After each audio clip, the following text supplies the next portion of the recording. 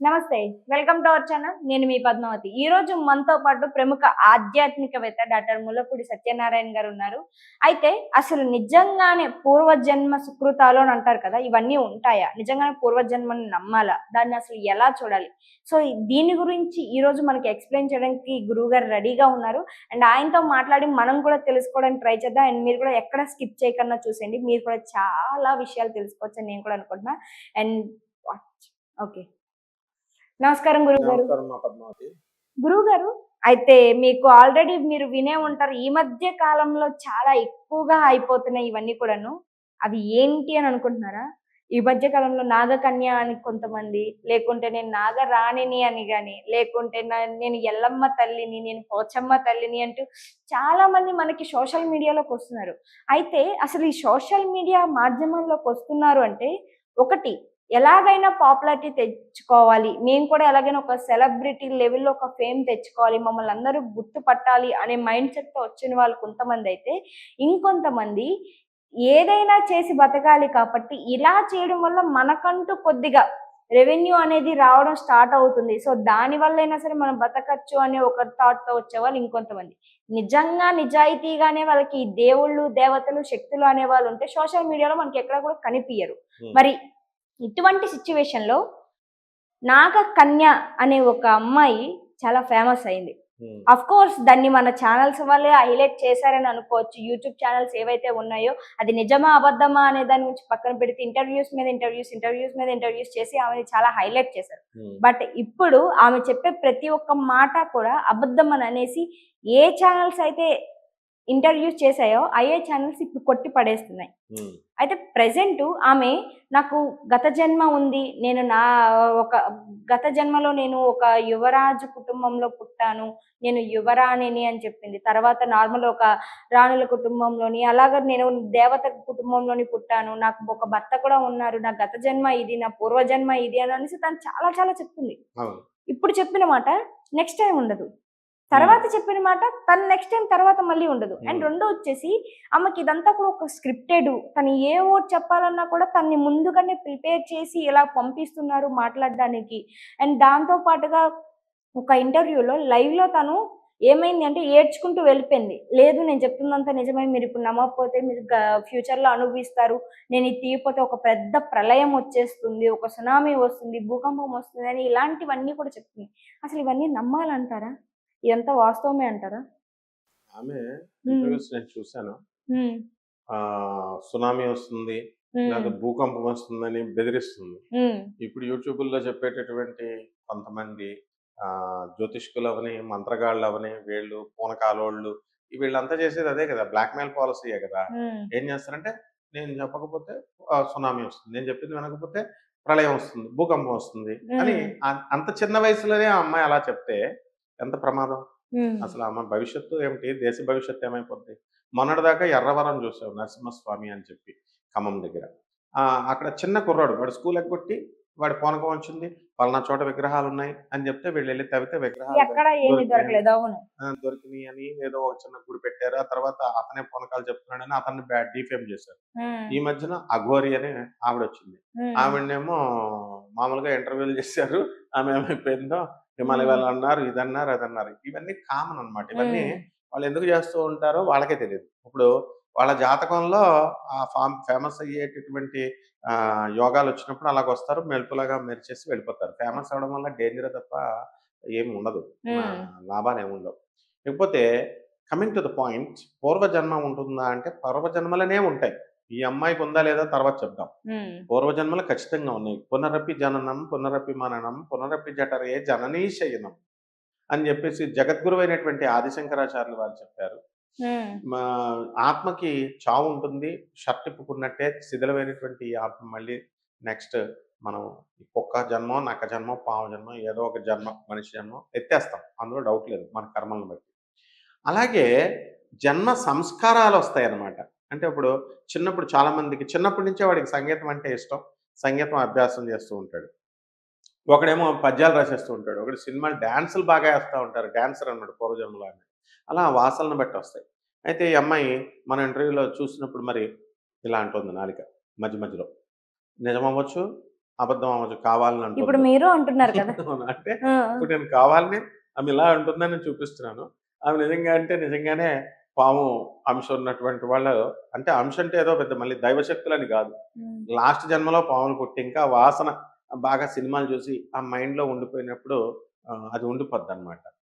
ఒంగోలు దగ్గర మార్త్యాన్ అని ఒక ఊరుంది. అక్కడ ఒక నాగకన్య గారున్నారు. రాజ్యలక్ష్మి అని. ఆవిడ కూడా అలాగే ఒకప్పుడు ఒకానొక సమయంలో నాగకన్య, నాగకన్య అని ప్రజలంతా కూడా ఆవిడని గుర్తించేవారు. అయితే ఈ అమ్మాయి చెప్తోంది చూసావా 15 రోజులకి మనకి అమావాస్యకి కళ్ళంతా మూసుకుపోతాయి. హ్మ్. పౌర్ణమికి పొట్ల కింద విడిపోతుందని. పాములకి అలా జరుగుతా ఉంటాయి. అయితే ఈ అమ్మాయికి పాము కాదా అంటే పూర్వజన్మలో గనక పాము కింద ఉంటే కోపం బాగా ఎక్కువగా ఉంటుంది పాము. పగబట్టేస్తుంది. పగబట్టేస్తుంది కాబట్టి పాము లక్షణాలు ఉన్నట్టనమాట. ఆ అమ్మాయిని బాగా రెచ్చగొట్టి అడుగుతుంటే బిగ్ టీవీ యాంకర్ గారు అడుగుతుంటే ఆ అమ్మాయి చాలా బాగా అడుగుతుంది. నువ్వు ఫేక్ అంటుంటే నేను చేసి చూపిస్తా తవ్వుతా అది ఇది అని అంటుంది గదా! అప్పుడు కోపం ఉంటుంది పాపం.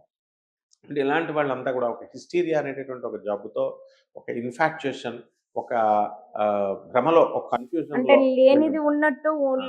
ఉన్నది లేనట్టు. Hallucination. Okay. Yes. Hallucination. Brahmanandam గారు చెప్పినట్టు ఈ హాల్యూసినేషన్ ఆ! అనే దాంట్లో కొట్టుమిట్టాడుతూ అంతే. ఉంటారంటారా? అంతే. పొనకాల ఓకే. బ్యాచ్ అందరూ అంతే. హ్మ్. ఎవ్వరికీ ఏ శక్తులు ఉండవు. గురువుగారు మరి బోనాల సమయంలోని అమ్మవారిని అవ్ అవి ఊరేగింపించే కూడా అంతా అబద్ధాలు. సమయాల్లోని గాని, అన్ డప్పులు కొట్టేటప్పుడు ఈ బాజాలకి ఊగిపోయి అమ్మవారొచ్చారని అంటారు. మరి ఇదంతా అబద్ధమే అంటారా? అంతా అబద్ధమే. ఆ! హాలుసినేషన్ అంతా భ్రమలు. ఆహాహా! వాళ్ళకేదో సౌండ్స్ వినబడుతున్నట్టు, ఏవో అమ్మవారు వాళ్ళతో మాట్లాడుతున్నట్టు, ఇప్పుడు డప్పులు కొడుతుంటే మనకు కూడా ఒళ్ళు జలదరిస్తుంది. ఆ హ్మ్. తర్వాత ఎవరింటికన్నా చచ్చిపోయినోళ్ళ ఇళ్ళకెళ్తే మనకు కూడా ఒళ్ళు జలదరిస్తుంది. అంటే అక్కడ ఆత్మ 11 రోజుల వరకు తిరుగుతుంది.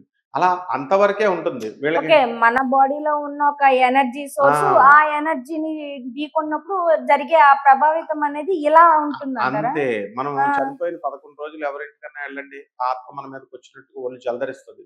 భయం లోపల వీడిదేమైపోయాడేమో, వీడు ఆత్మైపోయి మనల్ని ఏం చేస్తాడో, ఆ భయమే మనకు పొగురుపాటు చేస్తుంది. హ్మ్. కాబట్టి ఈ పూనకాల బ్యాచీలు అన్నీ కూడా భారతదేశంలో కాదు, ఫారెన్‌లో కూడా పూనకాలొచ్చేస్తాయి. ఇవన్నీ కూడా అబద్ధాలే. అందులో డౌటే లేదు. వాళ్ళు కష్టపడుకున్నా, వాళ్ళు బాధపడినా, వాళ్ళని బాధ పెట్టాలని కాదు, నగ్న సత్యాలను చెప్పాలి కాబట్టి మనం. వాళ్ళకే తెలీదు పాపం. వాళ్ళు హాలుసినేషన్‌లో ఉన్నారని. హ్మ్. మాకు ఒక సార్ ఉండేవాడు. వెంకటేశ్వర స్వామి పూనకం వస్తుందనేవాడు. ఫిజిక్స్ ప్రొఫెసర్ అయ్యుండి వైఎస్‌ఎన్ గారని. ఆయన కా సిద్ధార్థ కాలేజ్ అదే కేఎస్ఎన్ కె. సత్యనారాయణ గారని. ఆయన నూజివీడులో ఎంఫిల్‌కి థీసిస్ సబ్మిట్ చేయడానికి నేను కూడా సార్ కూడా ఎళ్ళేవాడిని. మా స్టూడెంట్స్ కోసమని. ఆయన మరి సిద్ధార్థ కాలేజ్‌లో లెక్చరర్‌గా చేశారు. నాకు వెంకటేశ్వర స్వామి పూనకం వస్తుందిరా అనేవాడు. వెంకటేశ్వర స్వామి పూనకం ఏంటి సార్ ఫిజిక్స్ చదువుకొని మీరు పూనకాలంటారేంటి సార్ అనేవాడిని. అన్న తర్వాత మరి అలా ఉంటారంతే. మనము అది ఒక మైండ్ సెట్ తయారైపోతుంది. అలా ఈ అమ్మాయి చాలా తెలివైన అమ్మాయి. చక్కగా హ్యాండిల్ చేస్తుంది. కానీ క్రికెట్ థింకింగ్‌కి వెళ్ళకూడదు ఈ అమ్మాయి ఇంత చిన్న ఏజ్‌లో. భవిష్యత్తు పాడవుతుంది. కాబట్టి ఈ అర్రవరం బాలుడు గూడా అలాగే అయిపోయాడు. ఏదో 4 డబ్బులు సంపాదిస్తారు. ఏదో టెంపరరీగా 4 రోజులు. ఆ తర్వాత ఆహా! ఓహో! అని కాళ్ళు పట్టుకుంటారు. ఆ తర్వాత ఏముండదు. భవిష్యత్తు పాడైపోతుంది. దాని బదులు మంచిగా చదువుకోవాల వీళ్ళు చదువుకొని. అంతే కాకుండా ఈ అమ్మాయి ఏం చెప్తుందంటే పూర్వజన్మలో ఒక భర్త ఒక ముసలాయన గుళ్ళో ఉన్న ఆయన అంటుంది. ఇంకో భర్త సుధాకర్ రాజు అని చెప్పి, వాళ్ళ భార్య శ్రీలక్ష్మి అని చెప్పి, ఒక జన్మలో భర్త అని ఏవో పేర్లు హ్మ్. చెప్తుంది. అండ్ ఈ కుంభమేళా సమయంలో అతను అయోధ్య వెళ్ళాడని, ఇప్పుడు నా ప్రెజెంట్ భర్త వీళ్ళంతా కూడా టూర్‌లో ఉన్నారు. మేము విజయనగరం సంబంధించినోళ్ళమంటే, ఆ యాంకర్ గారు గూడా మేము విజయనగరం నేను ఆ విజయనగరం అమ్మాయినే. మరి ఎక్కడ పెట్టావంటే, నేను విగ్రహాలు ఆ గుడిలో దాచాను. లోన కింద ఇంకో గుడుంది రామాలయం కింద విగ్రహాలున్నాయి. తవ్వితే వస్తాయంటుంది. ఏం తవ్వితే వస్తాయి మరి గవర్నమెంట్ ఎందుకు సపోర్ట్ ఇస్తుంది? ప్రజలెందుకు సపోర్ట్ ఇస్తారు? నీకు కావాలనుకుంటే నువ్వెళ్లి తవ్వుకోవాలా. పూజారులతో మాట్లాడుకొని తవ్వుకోవాలా. ఇప్పుడు యూట్యూబుల్లో ఇంటర్వ్యూలు ఇవ్వడంలో ప్రెస్ మీట్ పెట్టింది. అందరొచ్చారంట. సరే ప్రూఫ్ చూపిస్తానందంట. ప్రూఫ్స్ ఏయి మరి ప్రూఫ్స్ లేవని జెప్పేసి ఆ యాంకర్ అడుగుతుందనమాట. నువ్వు చూపించలేదు కాబట్టి మేమెళ్ళిపోతాం. తవ్వేసిన తర్వాత అవి వచ్చిన తర్వాత చూపించు. ఎంత కాలంలో తీస్తావంటే నా జన్మ ఉన్నంత వరకు, నా ప్రాణం ఉన్నంత వరకు తీస్తాను అని అంటోంది. హ్మ్. లేకపోతే ఆపేస్తే మరి ఆపేస్తే ఏమవుద్ది? నువ్వు చెప్పు మరి ఎప్పుడు తీస్తావు? ఎప్పుడు లోపల తీస్తావంటే చెప్పలేకపోతుంది. తీయలేకపోతే ఏమవుతుంది అంటే ప్రళయం వస్తుందంటుంది. మరి ఇప్పుడు దాకా తీయలేదు కదా! మరి ఇప్పుడు ఏం జరగలేదంటే సునామీ వస్తుందంటది. అంటే విజయనగరంలో సునామీయా అని ఆ అమ్మాయి నవ్వుతుంది. సో ఇవన్నీ కూడా ఎలా ఉంటాయంటే అన్నీ పిచ్చి అన్నమాట. సో ఇలాంటి ఆధ్యాత్మిక రంగంలో ఉన్నప్పుడు స్వామి వివేకానంద అదే చెప్తాడు. ఏంటంటే రాళ్ళు డబ్బులను సంపాదిస్తాయి. ఈ మనుషులు గాణగాపురం అని ఒక ఊరుంది. మన గురువుగారైనటువంటి దత్తాత్రేయ శర్మ గారి ఊరు. అక్కడ ఇది దత్తాత్రేయ దత్తాత్రేయ స్వామి. హ్మ్. అక్కడికంతా ఈ పిచ్చివాళ్ళు బ్యాచ్ వచ్చేస్తది. లక్షల లక్షల మందనమాట. ఊగుతారు, డప్పులు కొడతారు. వాళ్ళంతా దేవస్థానం వాళ్ళు అరేంజ్‌మెంట్ చేస్తారు. అవన్నీ కూడా ట్రా అని కొంతమంది అక్కడ లోకలోళ్ళంటారు. లోకలోళ్ళు అరేంజ్ చేస్తారు. ఎందుకంటే డైలీ వాళ్ళే ఉంటారనమాట. సంవత్సరాలు, సంవత్సరాలు. ఈ కొత్తోళ్ళు నీలాంటోళ్ళు, నాలాంటోళ్ళు ఏం చేస్తారంటే వీళ్ళెక్కుతున్నారు కదా రాడ్స్ అని వీళ్ళు కూడా బొంబాయి నుంచి వచ్చిన అమ్మాయిలు పాపం తెల్లగా అంత అందంగా ఉంటారు. పటక్కమని ఎక్కుతారు, పడిపోతారు. కాళ్ళు ఇరిగిపోతే తలకాయ ఇరిగిపోతుంది. 2, 3 సార్లు ఎక్కుతారు. గోడకి తలకాయలేసి కొట్టేసుకుంటారు. అంత పిచ్చి పిచ్చిగా ఒక డప్పు కొడుతుంటే అని బాడీని కూడా షేక్ చేస్తూ ఉంటారు. ఇదంతా పిచ్చి ప్రపంచం అన్నమాట. కలియుగాన్ని పరిపాలించేది రాహు. కాబట్టి ఈ అమ్మాయికేంటంటే, ఈ అమ్మాయి ఒక హాలూసినేషన్‌లో ఉంది. ఒక భ్రమలో ఉంది. ఏ విధమైన శక్తులున్నాయని నేను చెప్పలేదు కదా! అంటుంది. ఆ అమ్మాయి చెప్పేది కరెక్టే. శక్తులున్నాయని ఏం చెప్పడం లేదు కానీ, పూర్వజన్మ భర్త ఆయనను వేరే వాళ్ళని ఏదో చూపిస్తుంది. సో, ఇలా ఆహ్, నేనొక పర్పస్ కోసం పుట్టాను. నేను ఆ పర్పస్ ఏమిటిరా అంటే శివుడి కోసం. ఆ శివుడేంటిరా అంటే ఆ విగ్రహం. నేను పూజ చేసినటువంటి ఆ విగ్రహం. శివుడి విగ్రహం. ఆ శివుడి విగ్రహం శివుడి లింగం కాదు. శివుడి విగ్రహం. ఆ విగ్రహాన్ని నేను తీయడం కోసం, తవ్వడం కోసం వచ్చాను. అనంటే ఏ ఇలా జరుగుతుందనమాట. కాబట్టి ఇదంతా ఆ అమ్మాయిని డిపార్ట్‌మెంట్ ఏంటంటే మె మెంటల్ రీహాబిలిటేషన్ సెంటర్‌కుంటుంది. అక్కడికి పంపించేయాలి వీళ్ళని. ఈ యూట్యూబ్‌ల వల్ల, ఈ ఫేమస్‌లు అవ్వడాల వల్ల ఏం ఉపయోగం ఉండదు. ఎంత ఫేమస్ అయితే అంత డౌన్‌ఫాల్ అనమాట. సో, ఫేమస్ అయితే మరి నువ్వే ఒక ఛానెల్ పెట్టుకుంటావేమో, నువ్వే ఒక దొంగ పీఠాలు, దొంగాశ్రమాలు పెట్టేవాళ్ళు ఎక్కువైపోయారు గదా! అవును. రాత్రికి రాత్రి ఫేమస్ అవుతున్నారు. దొంగ పీఠాలు, దొంగాశ్రమాలు. ఈ బిజినెస్ బావుందని పెడుతున్నారు.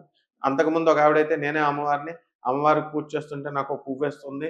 ఎంత అందంగా ఉందో ఆ అమ్మాయి మళ్ళీ ఖమ్మంలోనో ఎక్కడో. సో, హ్మ్. ఇలాగా ఇంకొకళ్ళేమో అంటే రీసెంట్‌గా ఒకళ్ళని చూసి ఒకళ్ళు, ఆ! ఒకళ్ళని చూసి ఎల్లమ్మ ఒకళ్ళు. అని. అంటే ఆమె జేసింది గదా! అది కరెక్టే అది. సైకాలజీ, హ్యూమన్ సైకాలజీ ఎలా ఉంటుందంటే పక్కోడు ఐఐటీ రాస్తే నేను కూడా ఐఐటీ రాస్తా. పక్కోడు ఎంసెట్ రాస్తే పక్కోడు ఎంపీసీలో చేరితే నేను ఎంపీసీ. ఎలాగో పక్కనోడు ఒక స్థలం కొంటే అదే ప్లేస్‌లో నేను కొనాలని ఎలాగైతే ఎళ్తాడో, పక్కోడు పూనకం వచ్చింది నేను కూడా జేసుకోవాల. అందుకనే సొసైటల్ టెండెన్సీ నారాయణ, శ్రీ చైతన్య లాంటి ఒక కాలేజెస్‌లో ఒకడు చేసుకుంటే ఇంకోడు హ్మ్. వరుసలో వినబడతాయి చూడు. ముగ్గురు, నలుగురు టపటపటపట పడతారు. ఇది సైకాలజీ అన్నమాట. సో, దీన్ని మనసుని దృఢంగా చేసుకోవాలా. వీళ్ళని రీహాబిలేట్ చేస్తే మెంటల్ రీహాబిలిటేషన్ సెంటర్‌లో వేసేసి మంచి ట్రీట్మెంట్ ఇస్తే డెఫినిట్‌గా వీళ్ళకి తగ్గుతుంది. అండ్ ప్రజలు కూడా అలాగా ఎంకరేజ్ చేయకూడదు. ఒక ప్రబుద్ధుడు పెడతాడు. సిద్ధేశ్వరానంద భారతీ స్వామి దగ్గరికి తీసుకెళ్తే ఆయనట భవిష్యత్తు చూసేసి చెప్పేస్తాడట. యోగుల అంత భవిష్యత్తులు చూసేసే వాళ్ళున్నారా? సిద్ధేశ్వరానంద భారతికి మా గుంటూరులో కాలేజీలో ఉన్నప్పటి నుంచి ఆయన సంగతులు ఆయన కొలీగ్స్ అందరికీ చెప్తా ఉంటారు. ఆయనకి ఎవరెవరు ఫ్రెండ్సు, ఆయన ఏంటి అని. మంత్రాలు కొన్ని వేల మందికి ఇచ్చేసినంత మాత్రాన ఆయన ఇచ్చింది మధ్యలో వదిలేసినోళ్ళు బోలెడుమందున్నారు. ఆ మంత్రాలు పూర్తి చేయొచ్చు కదా వాళ్ళు. సో, ఇవన్నీ నాన్‌సెన్స్ అనమాట. ఏంటంటే శక్తులున్నాయని, పూనకాలున్నాయని, మాకు ష ష జగద్గురువులమని, ఇంకా ఈ పిల్ల మంచిదే పాపం. ఎలాగంటే మాకు మేమే సద్గురువులం, మాకు మేమే సిద్ధగురువులం, మాకు మేమే జగద్గురువులం. ఇలాగా ఎవడికాడు చెప్పేసుకుంటున్నాడు. 40 సంవత్సరాలు దాటేసి అడ్డగాడిదల్లాగా 50 సంవత్సరాలు, 60 సంవత్సరాలు ముసలోళ్ళు అయిపోయినా కూడా వీళ్ళు రేపో మాపో కాటికి చచ్చిపోవడానికి రెడీగా ఉన్నవాళ్ళు కూడా వీళ్ళు అలా చెప్తున్నారు. ఈ అమ్మాయి చిన్న పిల్ల. పాపం ఇంటలెక్చువల్‌గానే ఉంది. చదువుకుంటే మంచి భవిష్యత్తు ఉంటుంది. హ్మ్. కాబట్టి ఇలాంటివన్నీ ఏం చేయకూడదు. And we should not at all cooperate. విద్య ఎంకరేజ్ లేకపోవడం కూడా చేయకూడదు. ఒక కారణం. ఎందుకు అంటే ఆమెకి విద్య అనేది లేదు. ఫస్ట్ ఆఫ్ ఆల్ ఆమెకి వాళ్ళ అమ్మ చదవడం రాసిన స్క్రిప్ట్ వాళ్ళ అంటున్నావుగా. అవును. హ్మ్. సో, దాని వల్ల కూడా ఈమె కొద్దిగా ప్రభావితం చెందుతుంది. సో, ఎర్రవరం చదువుకొని ఉండుంటే ఇదంతా ఆ! కూడా జరగకుండా ఇది ఉండకపోయేది. వెనకాల ఒక బ్యాక్‌గ్రౌండ్ క్వాటరీ తయారవుతుంది. క్వాటరీ హ్మ్. తయారయ్యి ఇది చిన్న సైజ్‌లో చేయబోయే స్కామ్ అన్నమాట. ఒక తల్లి అతనెవరో భర్త అని ఒకతను. ఇలా హ్మ్. వీళ్ళు తయారయ్యి వాళ్ళంతా గూడా ఒక స్క్రిప్ట్ ఉంటుంది. ఆ స్క్రిప్ట్ ప్రకారం వీళ్ళు చేస్తారు. అలాగే ఎర్రవరంలో కూడా అలాగే ఒక స్క్రిప్ట్ ప్రకారం చేశారు. ఏది మరి నిజంగానే స్వయంభూ మన స్వామివారు అక్కడ నరసింహస్వామి వారిని బస్సుల్లో ఎళ్ళిపోయారు జనాలు. అప్పుడే ఉంటుంది ఆ ఊపు.